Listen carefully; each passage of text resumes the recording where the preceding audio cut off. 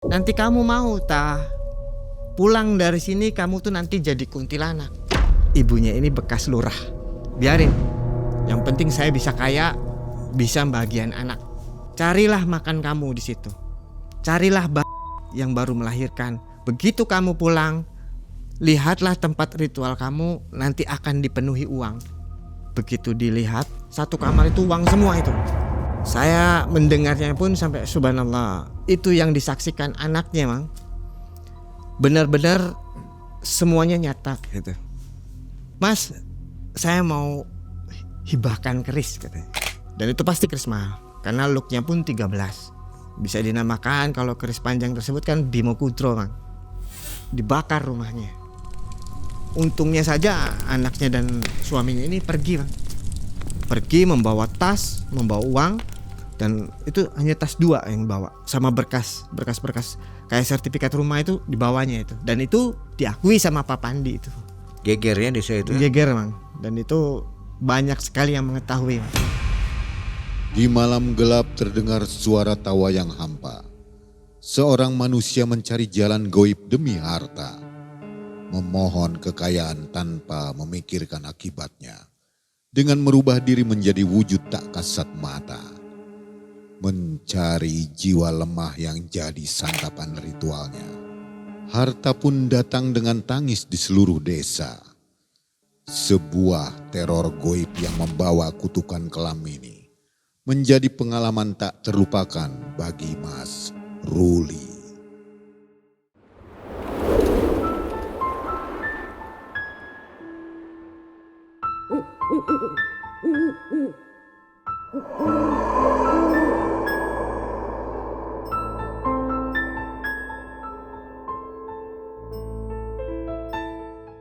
Assalamualaikum warahmatullahi wabarakatuh. Waalaikumsalam warahmatullahi. Selamat malam juga sobat yang ada di rumah, ada di luar rumah.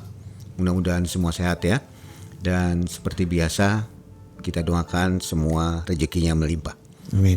Ada Mas Ruli hari ini. Apa kabar Mas Ruli? Baik, Bang. Berapa lama kita nggak ketemu nih? Ada 16 tahun ya. Iya, Bang. Punya kisah baru lagi. Ini Punya, Bang. tahun sekarang ya. Tahun sekarang ini, Bang. Tahun 2025. Kejadiannya di rumah Mas Ruli. Di rumah saya itu, Bang. Jadi menolong orang lagi ini. Ya, seperti itulah, Bang. Melepaskan dari ikatan belenggu pesugihan. Iya, itu. Jadi orang tua si anak ini ternyata melakukan pesugihan. Pesugihan, ya. Yang efeknya anak ini jadi nggak karuan ya. Nggak karuan dan bau amis. Gitu. Oh, ada baunya. Bau, Bang. Kita ngobrol begini sekitar 1 meter udah bau. Bahkan setiap meninca dia pakai parfum. Jadi untuk tambah bau menutupi ya. baunya, untuk menutupi baunya itu, Bang. Tetap aja. Tetap aja. Gitu. Oke. Mas Ruli masih kolektor? Masih, Bang. Ada barang apa aja sekarang nih? Banyak lah, Bang. Banyak sekarang. Ada, Kira-kira ada yang cocok nggak ditempatin di studio MM nih? ada kalau Barang-barang. keris, Bang. Kalau keris ada nih. Jangan keris. Apa misalnya? Mobil zaman Jepang. Ada ya? Nanti kita ke rumah Mas Ruli ya. Nah, sobat yang punya barang-barang antik boleh ngobrol dengan Mas Ruli ya. Harga cocok gas ya. Gas. Oke, saatnya kita nonton Mas Ruli. Kisahnya mantap sekali. Hari yang mantap ya. Jangan kemana-mana. Malam mencekam. Semakin malam, semakin mencekam. Mas Ruli.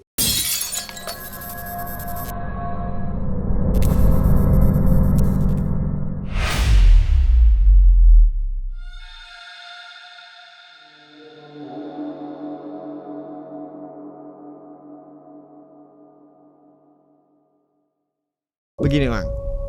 Waktu itu saya ini bersama teman-teman di kelompok kami, di komunitas kami, komunitas Budawaka, Cirebon Budawaka tepatnya, Bang. Itu mengadakan acara amal. Dan teman-teman semua membuat acara Jumat Berkah lah. Di mana semua biayanya itu kita patungan-patungan itu, Bang. Kita bagi-bagikan yuk enaknya gitu sama teman itu. Di situ kami bikin, Bang. Kebetulan istri-istri saya ini sering buat catering waktu itu. Ya udah, ke Mas Ruli aja kita kopdar situ dan kita bagikan dari rumah Mas Ruli gitu. Di situ saya buat lah Mang catering sebanyak-banyaknya dan alhamdulillah sampai dibagi-bagikan. Suatu saat itu saya ke desa lain untuk membagikan catering itu Mang. Di situ awal kisahnya. Saya membagikan catering itu di sebuah toko yang mirip-mirip toko-toko Madura gitu. Pelayannya pun perempuan, mbak-mbak lah, sekitar usia 40-an. Di situ saya bilang, "Mbak, ini saya ada bingkisan nih dari kami gitu. Dari Jumat Berkah." Kami berikan dan di depannya itu saya nggak tahu kalau di depannya itu bapaknya. Bapaknya itu jualan seperti barang-barang pecah gitu Mang. Jualan gayung, jualan barang-barang pecah lah seperti halnya itu. Dia bilang, "Ini Kang Ruli ya?" katanya. "Oh iya Pak. Ini terima kasih Kang," katanya, "bingkisannya." Iya, dia salaman ke saya nih. Dia salaman, dia bilang, "Kang, saya boleh nggak kalau saya main?" katanya. Ngomong-ngomong Kang Ruli kan ngebeliin keris nih. Katanya. "Oh iya Pak, punya emang kerisnya nih?" "Punya," katanya. "Oke Pak, kalau gitu Bapak boleh main ke saya, bawa kerisnya Pak." 2 hari kemudian itu saya lagi santai sama keluarga, sama 2 istri saya ini ya lagi santai lah gitu. Pagi jam 10 itu. Dan itu yang itu katanya ada tamu cewek sama bapak-bapak gitu. Waduh, mau apa dia? Saya tengok di di pintu itu, oh Pak Pandi itu. Oh iya dia mau bawa keris kayaknya. Kok bawa anaknya ya? Saya heran di situ. Pak masuk, anaknya pun ikut masuk. Di situ saya lihat anaknya pakai jilbab hitam. Dia duduk itu nunduk kepalanya. Mungkin bagi saya ya laki-laki mungkin ya normal lah. Situ cantik mang anaknya. Ya bohai gitulah. Dan bapaknya bilang ke saya, "Mas, saya mau hibahkan keris," katanya. Dia bawa buntelan itu, buntelan putih dia bawa. Waduh, baru saya lihat aja ini buntelan tersebut itu mungkin memiliki aura yang pernah diritualkan dengan sangat berat gitu. Ritualnya berat mungkin ini pusaka ini. Saya nilai sekilas itu. Begitu, "Apa ini Pak kerisnya?" "Oh, panjang kan kerisnya." Panjang. Saya rasa itu keris mahal. Dan itu pasti keris mahal. Karena looknya pun 13. Bisa dinamakan kalau keris panjang tersebut kan Bimo Kudro Bang. Dia bilang ke saya, "Kang Ruli, saya hibahkan keris ini tapi dengan satu catatan Mas. Saya mau hibahkan keris ini ridho ikhlas dari hati saya. Dengan satu catatan, saya sebenarnya datang ke sini ingin meminta tolong." "Loh, kok minta tolong ya?" "Sebentar Pak," saya tanya. "Ini mau dihibahkan berapa?" Terus terang, saya kalau waktu-waktu sekarang saya nggak pegang uang. Barangkali butuh DP, saya ada nih DP 200.000. Nih barangkali itu saya DP kan ya 200.000. Saya lihat Mang itu kerisnya. Ini keris mahal itu. Itu keris mahal itu. Insya Allah pasti mahal ini. Dan pamornya pun bisa dibilang itu namanya blarak sineret lah. Dan itu ini saya DP 200.000. Tempo 1 minggu saya bayar dengan ikhlasnya hati gitu. Dia bilang gini, "Nggak perlu Mas," katanya. "Nggak perlu Kang. Nggak perlu Kang Ruli sampai bayar mahal-mahal." "Kenapa?" saya tanya gitu kan. Yang 200.000 ini yang heran itu diambil 100 ribuannya sama dia. Saya cukup segini untuk uang bensin saya. Karena Pak Mali katanya kalau tanpa ada mahar gitu. "Loh kok gitu? Saya ridho ikhlasnya keris ini." "Bisanya gitu kenapa Pak Pandi?" "Ini keris barangkali saja yang membuat apes anak saya," katanya. "Loh kok anak saya? Maksudnya gimana ini?" "Gini loh Mas," katanya. "Saya terus terang saja. Saya ini kemari sebenarnya saya itu ingin minta tolong. Dengan sangat mohon gitu. Loh, saya ini bukan praktisi paranormal atau bukan dukun apalah gitu. Maksudnya apa nih minta tolong ini gitu kan Mang." Saya banyak bertanya-tanya kan. Dalam hati juga, loh kenapa ini? Memang ada sesuatu hal yang tidak baik saya cium Mang di situ. Dalam artian ada bau nggak sedap gitu. Ini ada hal sesuatu yang negatif gitu, yang nempel di salah satu anaknya atau bapaknya ini. Saya udah merasakan dari situ.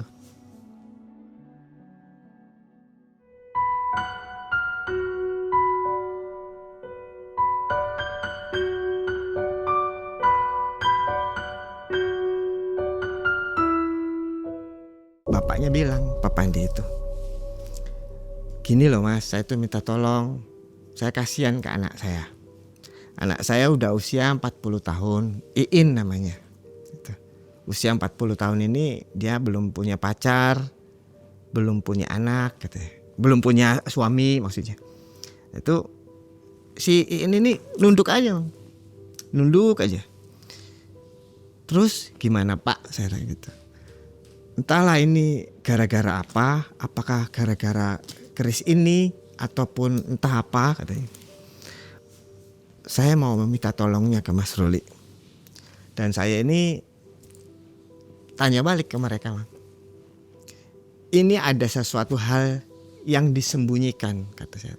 Ada sesuatu hal yang disembunyikan, dirahasiakan dan masih disimpan, kata saya. Saya bilang gitu. Dan itu si In otomatis jengelak matanya itu. Mengangkat itu ininya, mukanya ini. Ya benar, katanya. Saya mengetahui semua apa yang dilakukan ibu saya dulu dan apa yang dijalani ibu saya dulu, sehingga ibu saya ini memiliki banyak uang yang entah dari mana datangnya. Dan meritualkan sesuatu yang entah itu ritual apa, bahkan saya tahu semuanya itu. Karena saya selalu diberitahu sama ibu saya. Di situ saya heran dan saya menanyakan, mungkin dari situ sesuatu yang membuat anaknya ini, Mbak ini merasakan bau tak sedap ya. Ya. Dan di sini begini ceritanya Mang. Si Iin tersebut menceritakan ke saya. Suatu hari Iin masih usia kelas 1 SMP. Kelas 1 SMP ini yang tadinya ibunya ini bekas lurah dan bapaknya ini memiliki pabrik tahu. Sedikit demi sedikit bangkrut dan ibunya menjadi lurah pun berhenti. Dari situ itu mereka mengalami kesulitan ekonomi. Untuk makan pun susah, Mang. Dan bilang anaknya itu ke ibunya, Mi, saya ini gak minta pakaian baru. Saya ini gak minta celana baru. Saya hanya minta, saya ingin makan hari ini. Saya belum makan, katanya. Ya udah, katanya, Nok, kamu minum aja biar perutnya ini gak sakit. Kenapa minum terus, Mi? Saya ini pengen makan. Dan itu bapaknya ditanyakan lah sama ibunya ini, sama milurahnya istrinya ini. Kenapa kok nggak dapat uang? Gitu. Kenapa? Itu bertengkarlah di situ katanya Mang. Menurut ini bertengkar hebat sampai-sampai ibunya ini mungkin setiap hari ini bertengkar karena ekonomi. Sempat dan ibunya itu mengumpat ke suaminya, kok begini terus hidup itu. Dan itu ibunya itu pergi. Saya mau pergi kalau begini ceritanya. Saya mau pergi, saya kepingin membahagiakan anak. Kalau ceritanya Bapak Andi ini gak bisa mencari uang untuk membahagiakan kami. Biar saya yang pergi. Entah kemana ngadem-ngadem pikir katanya. Mau mati saya ini, mau kepalanya jadi kadal atau mau jadi buaya, biarin. Yang penting saya bisa kaya, bisa bagian anak. Suatu hari pergilah itu Mang, ibunya ini. Dan dia bilang, saya punya cincin 4 gram, saya akan jual katanya. Saya ingin untuk modal, untuk pergi gitu. Pergilah ibu itu ke suatu tempat di mana orang-orang situnya pun melarang Sampai-sampai ibunya itu menanyakan, itu biasa kita panggil Milurah ya Bang. Ibunya ini sebenarnya udah saya samarkan semuanya itu.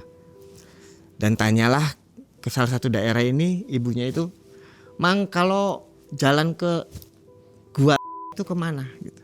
Gua itu kemana nih Mang? Tahu daerahnya itu tapi dia nggak tahu jalannya kemana Mang. Dan itu semua diceritakan sama anaknya. Dan itu bilang, jangan ke situ. Kamu mau apa datang ke situ? Toh kamu nantinya nggak akan selamat keluarga kamu tuh. Itu kata orang itu Bang. Dan tetap maksa. Biarlah kita mau jadi gimana pun biarin. Karena saya tujuannya satu, ingin membahagiakan anak dan ingin menjadi kaya lagi gitu, banyak uang lagi. Gitu. Senekat itunya ibunya itu Mang, dan sering menceritakan ke anaknya semua. Pergilah ibu itu, ditunjukkan jalan itu Mang. Seperti bukit, di situ dia menemukan gua. Menemukan gua itu di depan gua ini ibunya tuh merasakan maksudnya kok sepi sekali. Yang kata orang gua tersebut itu salah satu gua yang bisa untuk bertapa untuk bisa jadi kaya gitu. Tempat pesugihan lah tempatnya itu. Dan ibu merasakan itu Milurah itu. Bahkan bekas kaki orang pun nggak ada. Gitu. Tapi ibunya itu ngerasa kaget katanya. Ngerasa kaget karena ada suara krosok. Sampai kaget itu apa gitu. Itu apa? Itu gerimis hujan dikala waktu menjelang maghrib. Di situ katanya, "Woi, ada siapa itu di luar? Sini masuk," katanya. Sampai dia, astaga, siapa ini itu? Yang tadinya nggak ada orang, kok ada orang di dalam nih. Sini masuk. Tapi karena sangat tekad bulatnya sekali Milurah ini, dia jawab waktu itu, "Saya Milurah," gitu. "Boleh tak saya masuk?" gitu. Sini masuk. "Ada apa kamu tuh maghrib begini di luar hujan-hujanan? Ada apa sebenarnya?" Disitulah Milurah tuh menceritakan katanya, bahwasanya saya ini sedang sekarat ekonominya, sedang tidak punya sekali. Apakah benar tempatnya ke sini? Kata Milurah itu tanya ke juru kunci itu katanya. Kata juru kunci itu Mang bilang, "Tepat kamu nih datang ke sini. Tapi kamu sudah tega tak ke batin kamu, ke badan kamu sudah tega tak? Kamu ingin memiliki uang banyak, ingin kaya ini sudah tega tak kamu ke badan kamu?" katanya. "Sudah," katanya. "Saya sudah tega. Misalnya kamu ini banyak duit dan banyak harta kamu ini, nanti kamu mau tak pulang dari sini kamu tuh nanti jadi kuntilanak," kata si juru kunci itu Mang. Jawab Milurah tuh enteng Mang. "Saya mau jadi kuntilanak, mau jadi wewe gombel, gak masalah. Asalkan saya punya uang banyak, saya ini bisa bahagiain anak, saya mau ngelakonin apa saja." "Oh iya," kata juru kunci itu. Begitulah ceritanya Milurah yang diceritakan ke anaknya. Bahkan tahu untuk hal ritualnya pun. Di situ ditanyakan, setiap hari Jumatnya kamu harus siapkan sesaji. Sesaji itu diantaranya 1 tumpeng boleng, tumpeng yang warna-warni, daging mentah, tumpeng warna-warni, terusan kain putih, terusan minumnya itu wedang bandrek, wedang bajigur, terus laginya itu wedang kawah katanya. Di situ kamu harus siapkan setiap hari Jumatnya, dikala dimana hari Jumat tersebut kamu ini dimana kamu mencari uang atau berusahanya itu usaha kamu ini hari Jumat bisanya, dan tidak boleh hari-hari yang lain gitu. Dalam artian jika ingin mencari uangnya itu hanya hari Jumat gitu Bang, kata juru kunci itu. Dan Milurah ditanyakan sama juru kunci itu, "Kamu dengar semua apa yang saya katakan?" kata juru kunci itu. Dan Milurah bilang, Iya, Pak Kunci, saya dengar katanya. Saya dengar, saya paham. Kamu ini nantinya setiap hari Jumat meritualkan di kamar khusus itu, kamu nanti akan jadi kuntilanak.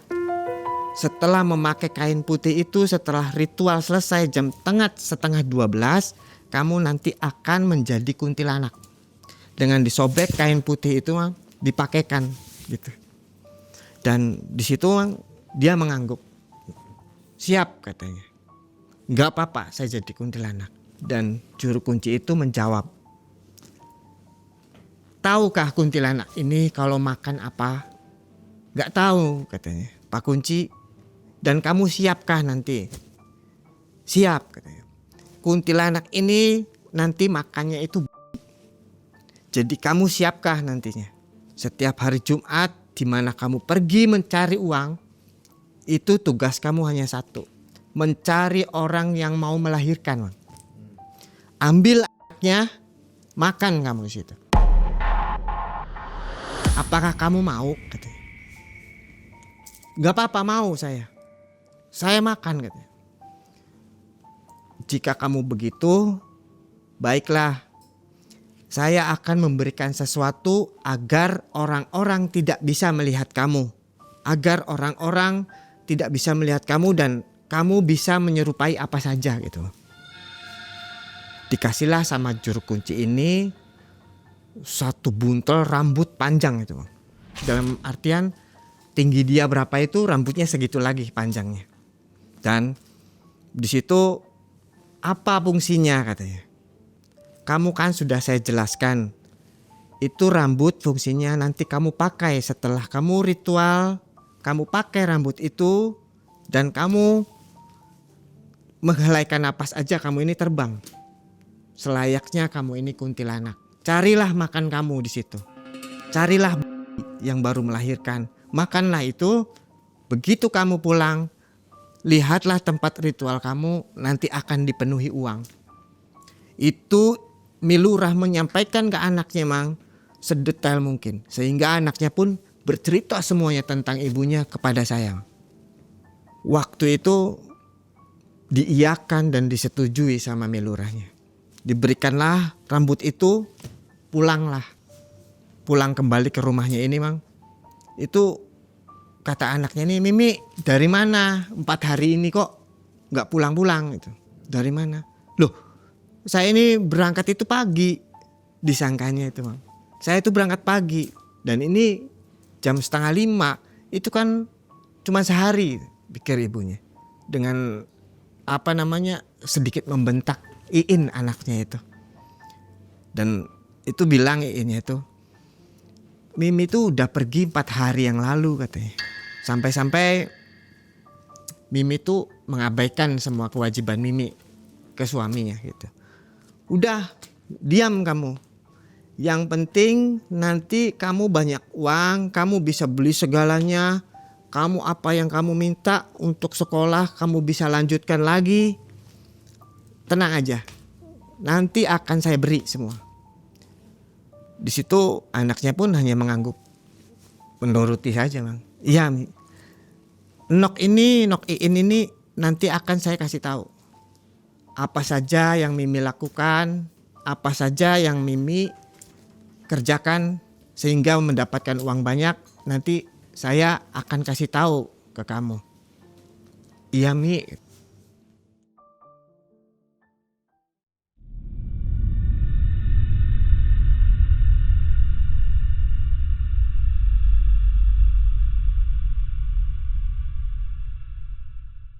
Suatu hari, tepatnya itu hari Jumat. Tepatnya hari Jumat Legi itu. Milurah itu menyiapkan. Bahkan yang menyiapkan ini suaminya. Tolong siapkan sesaji dan taruhlah sesaji itu di kamar belakang, kamar khusus itu. Di kamar khusus itu sudah disiapkan itu. Apa yang tadi disebutkan seperti persyaratan itu. Seperti tumpeng, seperti daging mentah, kain putih, minumnya pun minumannya serba ada gitu. Itu sudah disiapkan semua di situ. Dan sempat waktu pertama kali Milura masuk ke tempat ritual itu, si suaminya Papa Andi dan Iin ini sempet datang, Mang. Datang dan mengintip di pintunya. Sana pergi. Bapak sih sana pergi. Anak sih biar tahu, tapi bapak nggak boleh tahu. Oh gitu. Dan itu Iin semua menceritakan ke saya, Mang. Di situ saya langsung, ayo semua ceritakan ke saya. Supaya apa yang nanti yang kamu rasakan ini saya bisa merabanya gitu. Bisa menganalisa apa yang sebenarnya terjadi gitu. Dan itu di situ Milura ini Mang mulai dia bermeditasi dan mendoakan entah apa itu. Pertama yang dia jamah ini daging mentah. Daging mentah itu dia makan 1 gigitan. Dan tumpengnya itu makan 1 gigitan lagi. Minumannya itu diminum hanya 1 tegukan gitu. Semuanya. Dan anaknya masih melihat itu.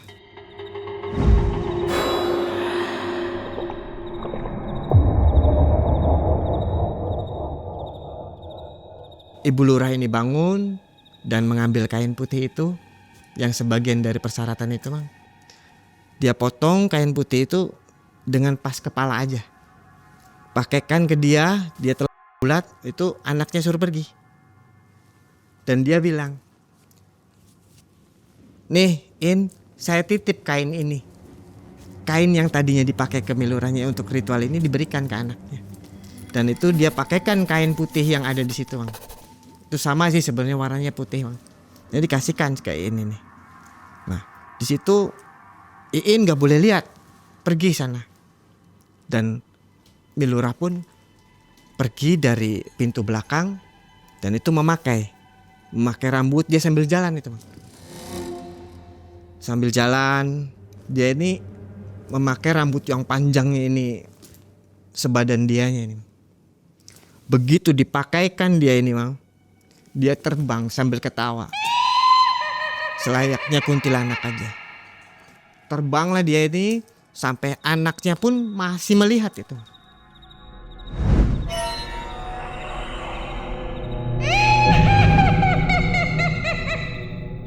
Terbang itu entah kemana, Iin di situ nggak tahu, Mang. Iin di situ nggak tahu, hanya terbang. Ibunya itu, lah, ibu kok bisa terbang gitu. Cuman hanya itu, karena mungkin kelas 1 SMP belum mengerti, Mang, ya. Belum mengerti apa itu sebenarnya dan apa itu gitu. Mengapa itu gitu, belum mengerti mungkin. Karena nggak ada penjelasan tertentu dari orang tuanya kali ya, Mang. Dari situ Milura ini pergi ke salah satu desa, Mang. Di mana desa itu orang yang namanya Ibu Sarah ini sedang hamil besar. Dari atas pohon itu hanya memperhatikan.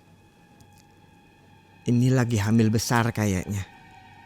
Milura sudah berwujud seperti kuntilanak. Cuman yang gak bisa dibedakan ini, maaf, sepertinya wajah kuntilanak yang sebenarnya ini, yang bukan kuntilanak jadi-jadian ini, yang pernah saya tahu ini kan kadang ada yang hancur mukanya, namun pipih ininya itu seperti kemaluan perempuan. Nah, itu tidak bisa dibedakan karena Milura ini punya tai lalat, Mang. Punya tai lalat di sini kan. Dan itu walaupun dia sudah jadi kuntilanak, dia masih ada tai lalat gitu. Dan ini yang nantinya jadi perkara tuh, Bang. Begitu dia ini turun, Milura ini turun, dia berwujud seperti Pak Haji gitu. Itu dia datang ngetuk pintunya Ibu Sarah. Dia datang mengetuk, "Punten," gitu ya. "Punten." Dan itu ada anaknya ini bilang, katanya, "Mah, itu ada tamu." "Aduh no," katanya, "lagi sakit saya nih. Lagi mules perutnya." Kata Ibu Sarah nih, Mang. Si Milura ini yang berwujud kayak Taraji ini nanyakan ke anak perempuannya, ke anak perempuan Ibu Sarah ini, "Ayah kamu kemana?" katanya. "Lagi jualan," gitu. Jualan di salah satu hiburan. "Kok malam-malam jualan?" gitu. Itu kan tepatnya jam 12 malam. "Belum pulang ta? Coba kamu susul sana," gitu. Terus itu nurutlah si anaknya ini menusul. Begitu dia di depan Ibu Sarah ini, dia ini ketawa. Ketawa, hihihi istilahnya. Kamu ini Milurah ya, kata Ibu Sarah ini. Nggak menjawab, hanya ketawa kecil. Hihihi gitu aja. Nggak menjawab itu. Cuman sambil menarik-narik perutnya itu. Sambil menarik, aduh sakit, jangan keras-keras, jangan keras-keras. Begitu Ibu Sarah ini menggeliat ke atas, dia ambillah dari ini bayi itu dipaksa keluar. Begitu diambil di situ, otomatis meninggal emang orang itu. Pasti pendarahan besar ya, pasti pendarahan hebat itu. Dan langsung dimakan di situnya. Anaknya pulang, Bang. Anaknya pulang dari balik pintu itu menjerit histeris, Bang. Menjerit histeris itu karena lihat ibunya pendarahan hebat sampai masih muncrat-muncrat gitu. Dan lihat sesuatu makhluk yang memakan anaknya itu, memakan adiknya itu, bayi itu. Begitu menjerit ini, Milurah ketawa hebat tuh. Ketawa layaknya kuntilanak. Dia terbang, hilang. Gegerlah satu kampung itu. Dan yang bikin hebohnya ini, si anaknya ini tidak bisa menjelaskan secara detail apa yang sebenarnya terjadi ke orang-orang ini. Dan waktu itu Milurah singkat cerita pulanglah ke rumahnya.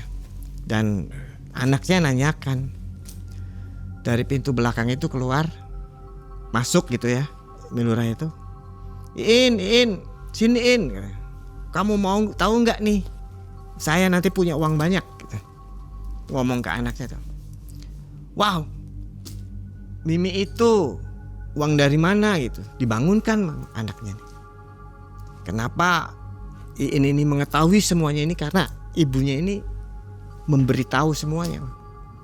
In, bangun. Dan itu suaminya pun nggak dibangunkan, hanya In aja, anaknya aja. Begitu bangun, tanpa disadari si ibunya ini masih memegang kakinya. Potongan Ini masih dipegang itu, tanpa disadari. Lah, gitu, langsung diumpetin gitu. Ayo Nok, kita lihat di kamar kita, di kamar belakang itu, ayo kita lihat. Begitu dilihat, betapa saja kagetnya itu, Bang. Itu setengah meter mungkin 30 sentian mungkin. Satu kamar itu uang semua itu, Bang.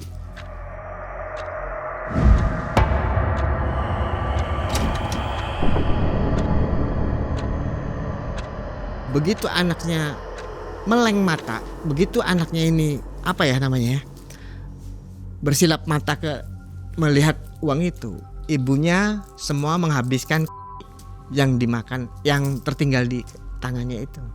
Saya mendengarnya pun sampai subhanallah, itu yang disaksikan anaknya, Mang. Benar-benar semuanya nyata gitu. Berarti anaknya melihat potongan. Betul, melihat itu. Melihat. Cuman pura-pura nggak tahu ya. Jadi dia sempat nanya, itu apa katanya? Oh, wisnok gitu. Langsung diumpetin gitu.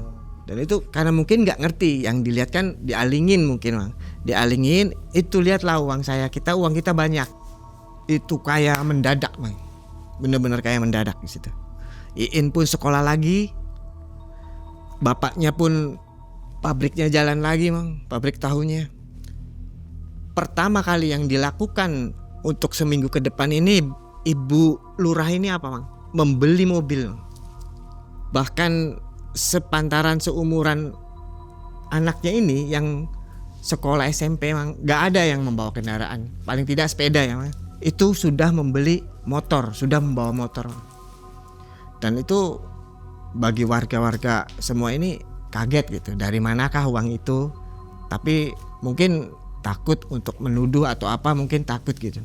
Dan suatu hari Ibu Lurah ini mencari korban terakhir itu, Bang. Bukan korban terakhir, tepatnya ini entahlah korban keberapa gitu, Bang. Mungkin orang itu ada apesnya ya. Sudah berjalan berapa tahun ini, Dok? Sudah berjalan tahunan, Bang. Udah berjalan 4 tahun. Ibu Lurah ini mencari seperti biasanya. Mencari usahanya untuk hari Jumat kemudian. Dan itu dilihat Iin setelah sudah dewasa. Begitu pergi, Ibu Lurah ini menjadi kuntilanak, Mang, di salah satu daerah, dan banyak sekali diketahui orangnya itu, Mang. Dimana dari dipantau sama Milurah yang berwujud seperti kuntilanak ini, sepertinya rumah yang mau ditujunya ini berat sekali, Mang. Kayaknya ada sesuatu yang berat gitu. Dan dia turun, Mang. Begitu turun ini, ingin menjadi wujud lain, Milurah ini, dia diketahui dan ketangkap basah di situ sama seseorang, Mang. Yang konon orang itu adalah seorang ustadz. Kebetulan seorang ustadz ini, istrinya ini sedang hamil besar. Dan kebetulan juga ustadz ini sepupunya salah satu korban yang pertama. Oh, kamu ini bukan manusia gitu. Jadi ustadz itu begitu keluar dari rumahnya, begitu dia mau menghampiri rumahnya Ibu Lurah itu, ustadz itu langsung menunjuk gitu. Kamu ini bukan manusia. Kamu ini sosok kuntilanak gitu. Kamu ini sosok siluman ini. Pergi kamu dari sini. Pergi. Pergilah. Begitu pergi, terbang itu, Bang. Dan balik ke rumahnya itu, Bang. Begitu balik ke rumahnya, si anaknya itu memperhatikan, Bang. Mi, kok pulangnya cepat gitu. Biasanya jam 3 pulang, dengan kayak gimana itu pulang cepat, Bang. Pulang cepat. Kenapa katanya pulang cepat, Mi? Diceritakan juga semuanya ini, Mang, kepada anaknya. Sehingga anaknya cerita ke saya itu, Mang, bahwasanya dia ingin mencari korban, namun gagal gitu. Tapi dengan sangat mungkin sedikit menghibur anaknya, tenang aja wis, masih ada minggu depan gitu. Si Milurah ini bilang gitu ke anaknya.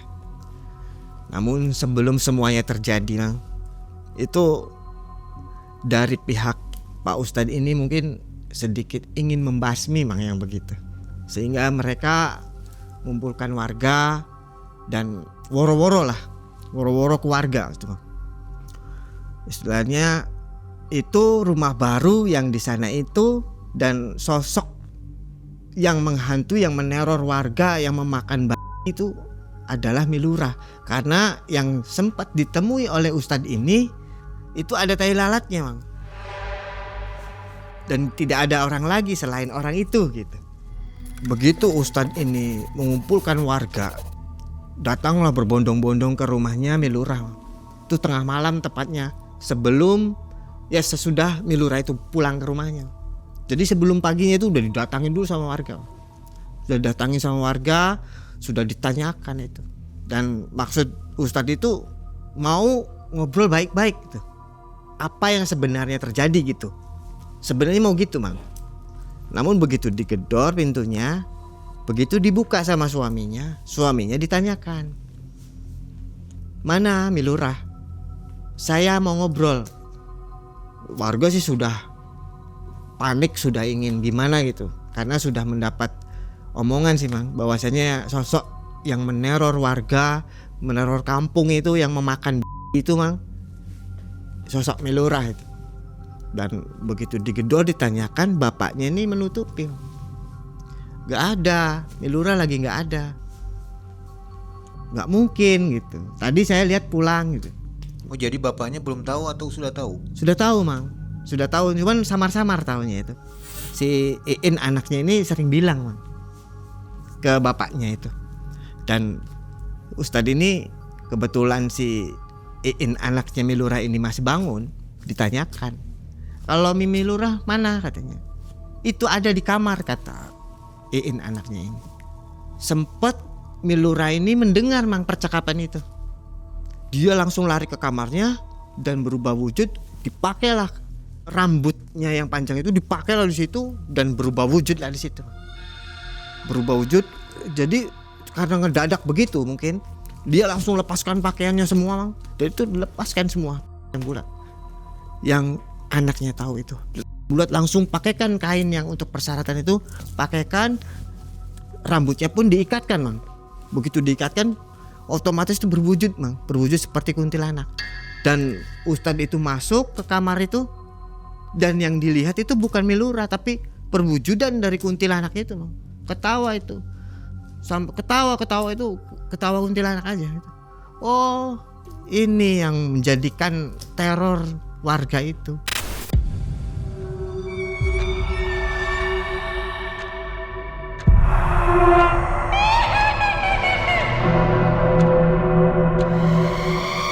Mungkin karena warga ini nafsu gitu Mang ya, apa namanya ya, marah gitu, entahlah.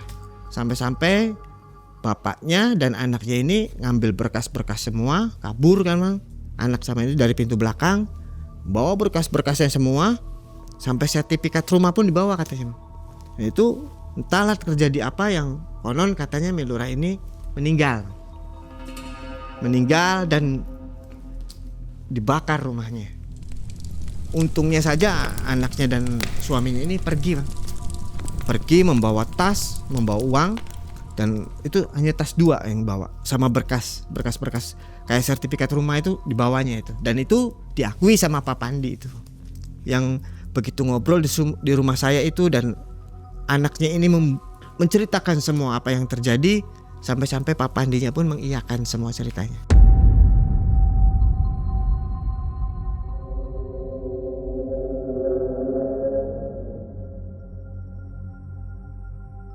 Tentang yang dilihat dan dirasakan dan di pengalaman Iin tentang ibunya, semua ceritakan ke saya, itu kurang lebih begitu.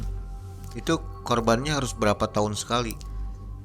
Itu tidak milik korban berapa tahun sekali Mang. Jadi Ibu Lura ini dikala misalnya ingin uangnya itu bertambah, itu hari Jumat dia harus cari bayi gitu. Jadi dia nggak lihat 1 tahun sekali atau 1 purnama sekali, enggak Mang.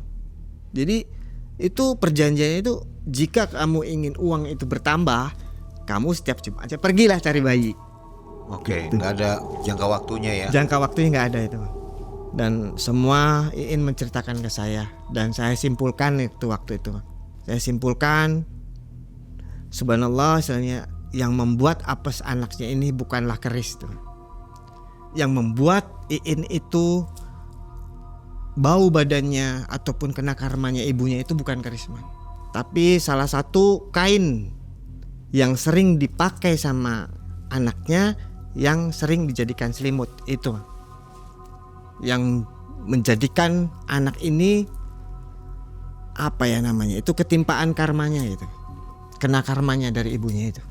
Yang saya lihat pun dari keris itu kan, saya lihat ini nggak ada dari ritual-ritual yang benar-benar sedemikian berat itu di keris, nggak ada. Ini hanya ritual empu itu yang membuat itu Mang, dan saya tahu itu Mang. Mas Ruli bawa kerisnya nggak? Bawa Mang. Boleh lihat? Boleh sekali. Ini yang dijual ya? Iya katanya Mang. Sekarang Ini. udah miliknya Mas Ruli nih? Iya, ini milik saya. Apa isinya Mas Ruli? Apa yang dirasakan Mas Ruli? Ini kerisnya Blarak Sineret Mang. Keris Blarak Sineret, dan ini tangguhnya itu Bimo Kudro Mang.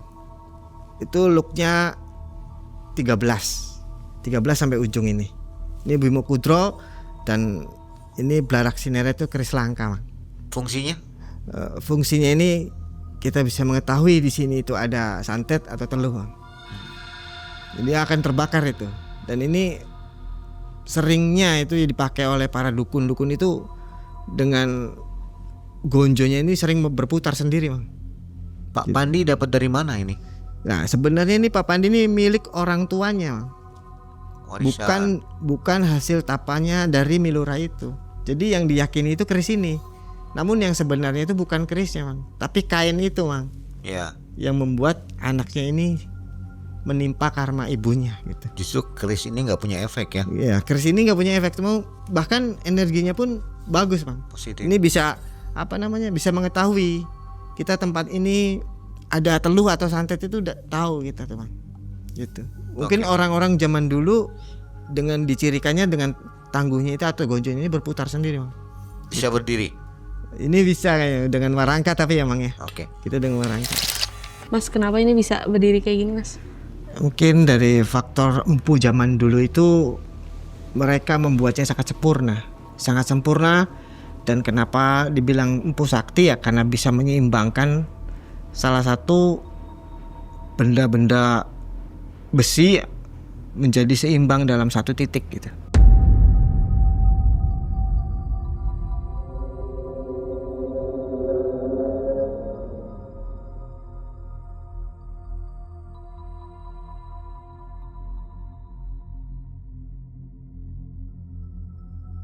Kembali ke cerita Iin waktu di rumah saya. Setelah dia menceritakan semua, setelah saya menyimpulkan Iin masih tidak menyimpan sesuatu yang milik ibu kamu. Dan Iin bilang, bener Kang, saya masih ada sesuatu yang sering dipakai ibu saya kalau ibu saya ritual, dan saya simpan itu. Dimana kan ada kain Bang, kain putih yang dari syaratnya itu. Kang, saya ingin sembuh. Bagaimana caranya? Saya siap, Kang. Bahkan saya ini ingin sekali, Kang. Ini tuh bilang ke saya, Bang. Iri ke saya kalau lihat teman-teman perempuan saya bergandengan sama laki-laki lain, laki-laki gitu. Iri katanya, Bang. Dan saya ini iri kalau ada lihat orang nikahan gitu. Loh kenapa bisa gitu? Iya, saya ini bahkan seusia 40 tahun ini saya belum pernah merasakan seks ataupun apa. Sampai-sampai saya ini dia sampai sedikit menangis Bang itu. Sedikit mengeluarkan air mata dia itu. Itu sampai-sampai suatu hari saya ini membeli laki-laki Bang, yang ingin menipu dia itu Bang. Sampai-sampai begitu.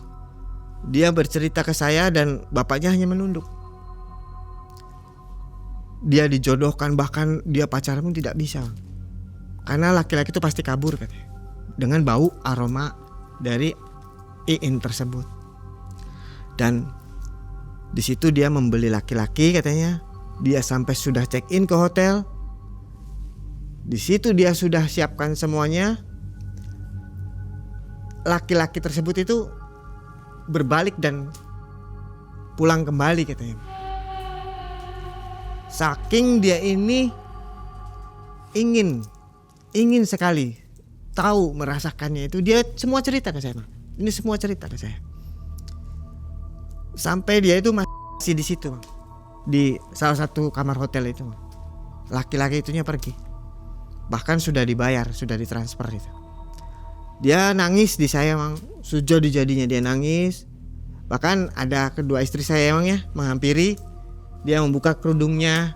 Saya suruh bukalah kerudung itu. Setelah dibuka itu Bang, yang bikin aneh itu rambutnya. Kayak gimbal gitu Bang. Panjang rambutnya Bang, gak terlalu panjang tapi segini lah. Itu disisirin sama istri saya ini Bang. Tapi begitu lagi rambutnya itu gak pernah lurus gitu. Entah faktor apa, saya pun gak mengerti. Tapi saya bilang, jika kamu ingin sembuh, maukah kamu nuruti apa yang nanti saya berikan?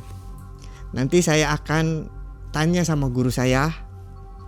Dan saya bilang ke bapaknya, Pak, ridho ikhlas tidak? Misalnya suatu hari ini dimandikan di salah satu tempat keramat dengan disaksikan guru saya, juru kunci. Di situ Iin saya mau mandikan ke balong pengantin.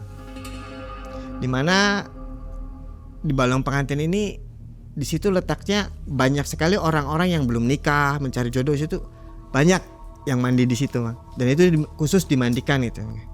Dan bapaknya mengangguk. Ya Kang Ruli siap, apa kata Kang Ruli saya lakonin, apapun itu katanya. 3 hari kemudian saya ini datang ke rumah guru saya Bang. Datang ke guru saya menanya, saya ngobrol sama guru saya menanyakan apa solusinya ini, apa solusinya dan bagaimana solusinya, itu saya tanyakan. Dan kata guru saya nanti ikut, saya akan menolong. Ya wis Rul, mangke tolong bocah itu, nanti tolong anak itu. Ayo, kapan tepatnya? Waktu itu saya telepon ke bapaknya ini. Bisa tidak hari Sabtu Legi itu lahirnya anaknya, datang ke rumah saya. Dia nurut, Mang. Datanglah ke rumah saya. Begitu datang ke rumah saya dan ditanyakan di situ, nantinya rela tah? Nanti semuanya akan berubah gitu. Tapi setelah kamu ini mandi dan setelah semuanya sembuh, kamu mau tidak berpuasa nantinya untuk ucap terima kasih kepada Yang Maha Kuasa? Terima kasih kepada Allah itu, kamu mau tidak nanti berpuasa sehabis kamu ini sembuh? Mau, katanya. Subhanallah, alhamdulillah. Setelah itu, Mang, diangkatlah orang ini. Ayo, hari itu tepatnya sehabis Isya, dari rumah saya ini pergi ke tempat keramat itu. Didoakan di situ, Mang. Dia membuka semua yang dipakainya setelah memakai kain yang dulu pernah dipakai ibunya itu, Mang. Di situ saya robek situ. Saya pemutusan itu saya robek dan dipakaikan lagi kain barunya, Mang, di badan dia ini. Di situ dibacakan hijab sama guru saya dan disiram sama juru kunci. Juru kunci tempat nyimas pengantin itu. Balong nyimas pengantin itu, Mang. Begitu dibanjur, begitu dibanjur ini orang gemetar badannya. Gemetar semua badannya.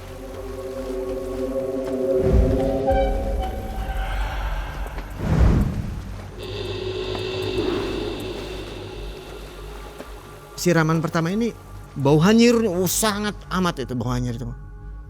Bau hanyir sekali. Begitu siraman kedua ini kayak bau apa ya? Itu wangur. Begitu ketiga ini bau melati, Mang. Entah heran saya ini. Apa ini yang sebenarnya terjadi? Apa yang ini itu mau tidak percaya pun saya lihat sendiri, Mang. Dengan Masya Allah di situ begitu siraman berikutnya itu, Mang. Mulailah di situ ada rasa ketertarikan, Mang. Yang tadinya awalnya pun saya tuh hanya biasa saja itu. Dengan usia segitu ya, belum pernah merasakan apa-apa lagi pacaran gitu. Mulai terlihat rasa ketertarikan itu mulai ada di badannya itu. Mulai ada di situ. Dan saya hantar, itu kan saya yang hantar, Mang. Begitu dia hantar itu dibacakan lagi di luar dari balong itu, Mang. Dibacakan lagi, hijab lagi. Begitu dibacakan hijab, pingsan lah. Begitu pingsan kan di depan saya nih, Mang. Di depan saya begini ini kan, Masya Allah, istilahnya bagaimana ya? Saya ini, dia kan terlepas ininya, Mang. Terlepas ini, wah saya ini ngerasakan subhanallah ini rezeki nih gitu, Mang. Bahwasanya mau saya nggak lihat ya, tapi ini rezeki, Mang ya. Jadi mau apa kita gitu. Jadi oh ya sudah, saya tutup kembali. Tapi saya sedikit ngelirik siapa orangnya yang tidak tertarik itu, Mang. Mungkin orang-orang munafik kayaknya. Saya rasa itu, wah itu rezeki nih. Gitu. Tadinya sih nggak menarik ya. Tadinya nggak menarik, Mang. Setelah dimandiin itu rasa ketertarikan dia itu luar biasa, Mang. Luar biasa, dengan bentuk lekuk tubuhnya, apanya itu kok jadi ada rasa itu ada di saya nih, Mang. Bukan di saya aja mungkin, Mang. Karena sekarang pun alhamdulillah ya, Mang, orangnya sudah sembuh. Dan di situ begitu saya subhanallah itu mulai ada ketertarikan dan mulai terlihat auranya pun terlihat, Mang. Setelah dia sadar, "Woi, bangun kamu bangun." Begitu bangun, saya antar ke tempat salin itu, "Sok kamu ke salin situ." Di situ didoakan sampai dikasih wejangan sama guru saya, "Ini anakmu sudah sembuh," ke bapaknya itu. Setelah sembuh ini dan dia mau puasa 3 hari, Mang. 3 hari dia puasa. Dia datang ke rumah saya. Dia datang ke rumah saya sama bapaknya. Dia ngucap terima kasih di situ. Ngucap terima kasih di situ banyak sekali. Dia bawa makanan, Mang. Bawa makanan. "Ya nanti dulu," kata saya tuh. "Ini buat apa?" Gitu. "Ini saya ucap terima kasih kepada Kang Ruli," katanya. Bukan saya yang nyembuhkan. Semua berkat Tuhan, berkat Allah," kata saya tuh. Jadi sembuh ya? Sembuh. Siapa namanya itu? Iin itu. Iin itu sembuh ya? Sembuh. Nah. Udah punya pacar sekarang? Ya, konon sekarang ini sudah punya tunangan, Mang. Sudah punya tunangan. Ya, kebetulan sekali yang menjodohkan istri saya gitu, Mang. Kain kafan itu suka dipakai, kain putih. Saya bakar itu, Mang. sebelumnya memang sering dipakai Jadi oleh Iin. iya, sering mungkin dijadikan mantel untuk tidurnya, Bang. Yang sering dia lakukan itu sehingga badan dia itu bau hanyir, Bang. Bau amis gitu. Padahal kalau nggak dipakai nggak bau ya. Nggak bau ya, mungkin karena karmanya juga, Bang, bisa jadi. Memang harus begitu ya, Harus oleh begitu. ibunya harus dititipkan ke anaknya Dititipkan ke anaknya gitu. Dititiskan, itu penitis namanya kalau begitu, Bang. Biasanya untuk anaknya melanjutkan nantinya. untuk melanjutkan biasanya itu. Tapi alhamdulillah di situ diputus semua dan nggak sampai terjadi, dan semoga aja dia cepat nikah gitu. Lalu hartanya itu hilang semua. Hartanya entah kemana hilang, mungkin memang karena dibakar sih rumahnya itu, Bang. Iya. Dibakar rumahnya, yang sebagian ini dia yang dibawa sama suaminya ini, dia buka toko, Bang. Buka toko kelontong sama ini, sama apa namanya, jualan barang pecah itu suaminya itu. Ini kejadiannya di mana, Mas Ruli? Jawa Barat, Bang. Jawa Barat ya. Iya, di Jawa Barat. Di salah satu desa. Gegernya desa itu ya. Geger, Bang. Dan itu banyak sekali yang mengetahui, Bang. Banyak sekali yang tahu lah tentang waktu ada teror itu, banyak sekali warganya yang tahu, Bang. Mas Ruli menceritakan ini sudah diketahui oleh Iin. Sudah Sudah saya, izin ya. Saya sudah izin ke Pak Pandi, bahkan ke anaknya. Diperbolehkan. Diperbolehkan. Tadinya begini, Bang, ceritanya. Saya ini ingin sekali si anaknya ini menceritakan di malam mencekam.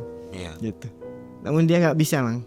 Nggak bisa apa ya, membawakannya entah bagaimana. Yang jelas dia ini tidak bisa lah, Bang. Untuk bicara aja dia kayak gimana ya?